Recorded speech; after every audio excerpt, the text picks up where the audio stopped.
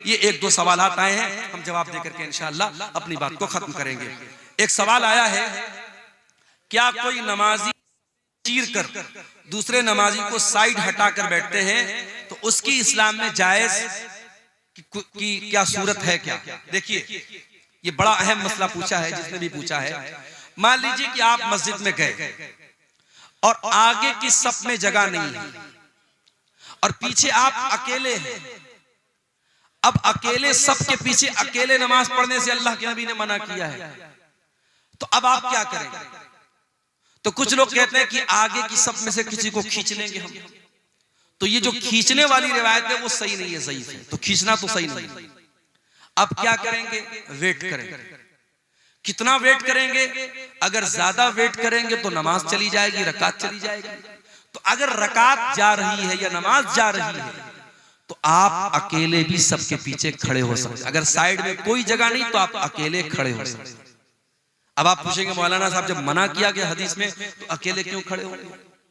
तो इसलिए क्योंकि ये एक्सेप्शनल सूरत हाल है, ये मजबूरी की सूरत है और मजबूरी में सबके पीछे अकेले खड़े हो सकते। मिसाल के तौर पर अगर मर्दों की सफ लगी है और एक औरत को नमाज पढ़ना है तो औरत कभी भी मर्दों की सफ में नमाज नहीं पढ़ेगी, वो पीछे पढ़ेगी। तो अगर अकेली औरत और आगे मर्दों की सफ लगी है, या मान लो मियां बीवी भी घर में नमाज पढ़ रहे, शौहर नमाज पढ़ा रहा है तो शौहर आगे खड़ा होगा, बीवी पीछे खड़ी होगी। तो जब औरत सबके पीछे अकेली खड़ी हो सकती है क्योंकि वहां एक्सेप्शनल केस है, तो मर्दों में भी अगर मजबूरी है, नमाज जा रही है, अगर कोई आ रहा है, कोई वजू कर रहा है तो वेट कर लो, आकर के उसके साथ शामिल हो जाओ। अगर नमाज जाने का डर है तो आप अकेले भी सबके पीछे खड़े हो सकते हैं। इस मसले में यही सही सूरत हाल है इंशाअल्लाह। ईद और रोजा सऊदी के तारीख के मुताबिक हिंदुस्तान में भी उसी दिन ईद मनाए और रोजा रखे, तो क्या ये सही है? देखिए, कुछ उलमा का जरूर ये फतवा है कि हमें सऊदी के हिसाब से रोजा रखना चाहिए और सऊदी के हिसाब से ईद मनानी चाहिए। कुछ उलमा का ये फतवा है, मगर उन उलमा का ये कहना है कि सारी दुनिया में एक ईद होनी चाहिए और एक रोजा होना चाहिए, जबकि ऐसा नहीं है। हम जानते हैं कि हमारे यहाँ जो चांद दिखता है वो सऊदी के चांद से एक दिन बाद दिखता है आमतौर से। तो अब जब ये डिफरेंस है और हमारी ईद और सऊदी की ईद हर साल डिफरेंट आ रही है, तो उन्हीं उलमा का ये भी फतवा है कि जब तक इस पर सारी उम्मत का इत्तेफाक नहीं हो जाता तब तक अपने इलाके के हिसाब से आप रोजा रखिए और अपने इलाके के हिसाब से आप ईद मनाइए। उसमें कोई नया मसला पैदा करके मुसलमानों में आपस में इंतशार पैदा मत। बेंगलोर वगैरह में बाकायदा मैंने देखा कि जो एक चांद वाले लोग हैं जो सऊदी के हिसाब से रोजा रखते हैं, वो एक दिन पहले अपनी ईद मनाते हैं और एक दिन पहले रोजा रखते हैं, उनकी ईदगाह भी अलग है। तो ये तो बहुत बड़ा फितना है, एक इंतशार पैदा हो रहा है, एक फितना पैदा हो रहा है। इससे हमें और आपको परहेज करना चाहिए। उसके बाद एक सवाल है, क्या सवाल है ये? नमाज में रुकू मिलने से क्या रकात पूरी हो जाती है या नहीं? देखिए, नमाज में रुकू मिल जाने से रकात मिलती है या नहीं, इस मसले में उलमा का इख्तिलाफ है।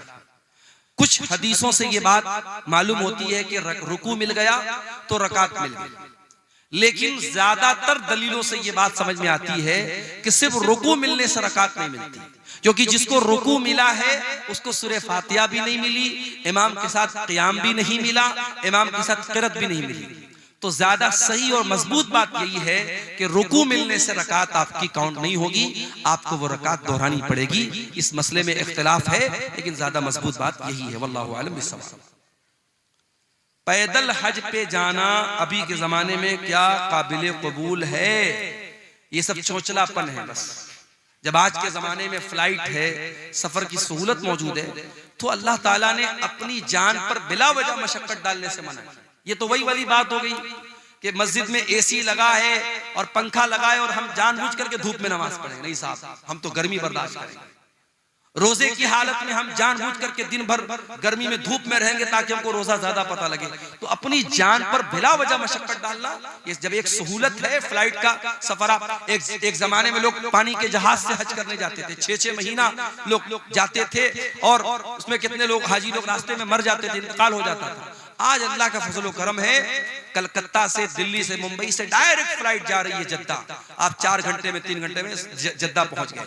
तो जो काम 3 घंटे में हो सकता है बिला वजह आप 3 महीने में करेंगे, ये बिल्कुल सही चीज नहीं है। अगर कोई मुसलमान लड़की किसी गैर मुसलमान से शादी होने के बाद वो लड़की तलाक लेना चाहती है तो उनका तलाक हो जाएगा। किसी मुसलमान लड़की का किसी गैर मुस्लिम लड़के के साथ शादी करना सही ही नहीं है, वो गलत है, हराम है, बातिल है, जिना है। इस्लाम में उस निकाह की कोई हैसियत नहीं है, इनवैलिड है वो निकाह। अब अगर वो लड़की तलाक लेना चाहती है तो अब जाहिर है गैर मुस्लिम से शादी किया है तो उसी के मजहब के हिसाब से किया होगा। तो अब इंडियन कानून के एतबार से अदालत वगैरह से वो तलाक ले ले, लेकिन इस्लामी एतबार से उसको तलाक लेने की कोई जरूरत नहीं है।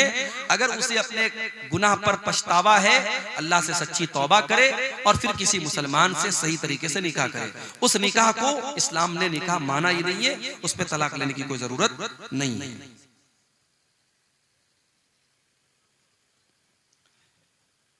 बीवी का शौहर पर कितना हक है? बीवी का शौहर पर बहुत हक है। अब उसको कितना परसेंटेज में तो नहीं बता सकते, लेकिन हाँ, इस्लाम में बीवी का शौहर पर भी हक है और शौहर का बीवी पर भी हक है। शौहर का हक क्या है बीवी के ऊपर? बीवी उसकी बात माने, उसकी खिदमत करे, उसको खुश रखे, उसकी जरूरतों को पूरा करे। और शौहर के ऊपर क्या हक है बीवी का? शौहर बीवी की तमाम जरूरतों को पूरा करे, उसको अच्छा खिलाए, अच्छा पहनाए, उसके ऊपर जुल्म ना करे, उसके जज्बात का ख्याल रखे। तो दोनों का एक दूसरे पर हक है। इस्लाम में वन वे ट्रैफिक नहीं है, इस्लाम में एक तरफा कोई भी हुक्म नहीं है। अगर कोई बच्चा पैदा होता है सनीचर की शाम 7 बजे, तो क्या अकीका के लिए सनीचर को शुमार करेंगे या इतवार से उसका शुमार किया जाए? देखिए, मगरिब के बाद दिन खत्म हो गया। अब मान लीजिए कि शाम को 7 बजे बच्चा पैदा होता है सनीचर को, और मगरिब की अजान अगर उस इलाके में 6 बजे हो रही है, तो फिर वो सनीचर का दिन पहला दिन नहीं माना जाएगा, इतवार का दिन पहला दिन माना जाएगा। और इतवार, सोमवार, मंगल, बुध, जुमरात, जुमा, सनीचर को उसका अकीका करेगा। वो बच्चा इतवार का पैदा माना जाएगा और सनीचर वाले दिन उसका अकीका करेंगे। कोई दुआ की दरखास्त जुमा की नमाज के बाद करे तो क्या हाथ उठा के दुआ कर सकते हैं? देखिए, अगर कोई दुआ की दरखास्त करे तो खतीब ऐलान कर दे माइक में कि भाई फलां बीमार है या फलां को कोई मसला है, आप लोग उसके लिए दुआ करें। लेकिन बाकायदा इमाम साहब हाथ उठा के दुआ करें भाई फलां बहुत बीमार है, अल्लाह ताला उसको शिफा दे, और सारे लोग उस पर आमीन बोले, तो ये सूरत तो ठीक नहीं है। हाँ, इमाम अपील कर दे, अब मुक्तदी लोग अपने अपने हिसाब से जब दुआ करें तो उस इंसान के लिए भी अपनी दुआ में शामिल कर लें उसको, तो ये सूरत हाल जायज है। वल्लाहु आलम। ठीक है, सारे सवाल हो गए। अल्लाह ताला हम सबको। अगर कोई मुस्लिम समाज की लड़की गैर मुस्लिम लड़की के साथ भाग जाती है, उस लड़की का क्या मसला होगा? मसला यही होगा कि उसको रिस्क्यू करने की कोशिश करेंगे, उसको आजाद कराने की कोशिश करेंगे। अगर वो लड़की शर्मिंदा है, तौबा कर लेती है, फिर उस लड़की को एक्सेप्ट कर लिया जाए और उसके किसी मुसलमान के साथ शादी कर दी जाए। कौन है? डॉक्टर शीश मोहम्मद साहब ने ये गांधी जी के फोटो वाली 500 की रकम जो है मदरसे का चल रहा है ना, मदरसे के